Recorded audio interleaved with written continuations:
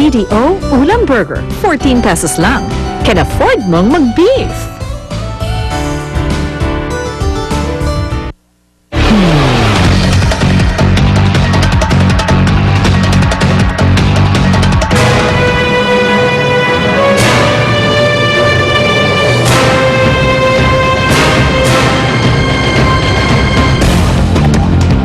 Patuloy kayo nakatutok sa unang balita. Kamustahin natin lagay ng panahon sa Aurora sa mga oras na ito. May report si Lay Alves. Lay.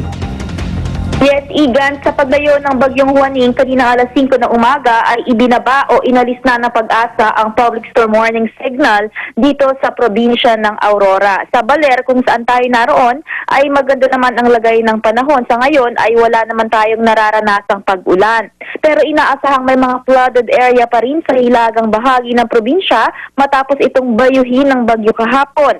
Partikular ang mga bayan ng Kasiguran, Dinalungan at Dilasag. Inaalam pa ng lokal na pamahalaan kung sa loob ng araw na ito ay magiging passable na ang Baler-Kasiguran Road. Sinisikap daw ng DPWH na i-clear ang kalsada sa lalong madaling panahon. Sa kasagsagan kasi ng pag-uulan kahapon, nagka-landslide sa bahagi nito bandang Barangay Dianed sa bayan ng Dipakulaw. Marami ang na-stranded na pasahero kahapon dahil dito. Ang Kapuso Foundation, Igan, narito na rin sa Baler at hinihintay na lamang na maklear ang daan para makapaghatid sila ng relief goods sa mga kababayan nating sinalanta ng bagyo. Igan, ang magandang balita ay wala pa ring naiulat na casualty dito sa probinsya ng Aurora dahil sa bagyo. At yan ang latest mula rito sa Baler, Aurora. Balik sa iyo, Igan. Maraming salamat, Lay Alves.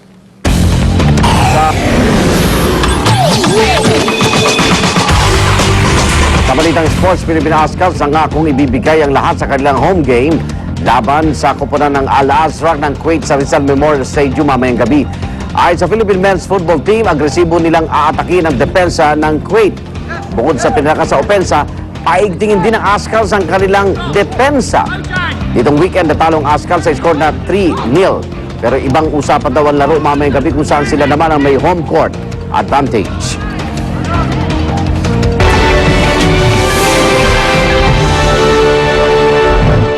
Malakas na ulan nagdulot ng pagbaha at landslide sa Seoul, South Korea.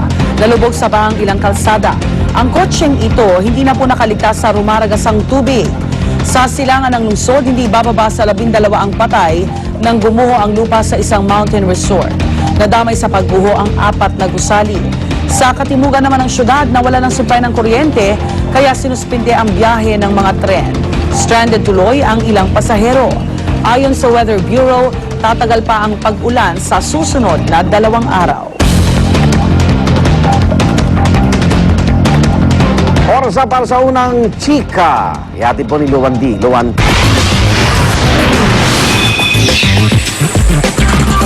Thanks, Igan. Twin royalties sa sina Jake Vargas at Bea Binene hindi raw bibiguin ang kanilang fans sa nilang bagong afternoon soap, Ang Pahiram ng Isang Ina. Kaya naman ngayon pa lang, pinaghahandaan na ng dalawa ang pagsabak sa heavy drama. Narito po ang ating unang chika.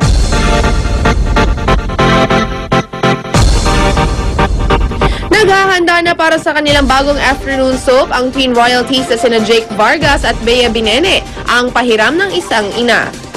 Proud kami sa sarili namin dahil ito na po yung pinaka-break sa amin na matindi kasi po, baga parang kami yung lead dito, kami yung hawak ng istorya, so kailangan galingan namin ni Bea. Syempre po pressured. Kung pressured, pressured po kami kasi ano po parang lead na eh, 'di ba? Tapos lead na. So hindi parang ano lang eh, super nakakatakot, nakaka-nervous na sana suportahan ng mga tao kaya abangan niyo po. Isa rin daw matinding hamon para kina Jake at Bea ay ang maging direktor si Joel Lamangan. Medyo kabado kasi nga sabi strict nga daw si Direk Joel. Medyo po na may unting nervous kaya kailangan galingan talaga namin ni Bea. So, thank you na rin kasi may show kami bago.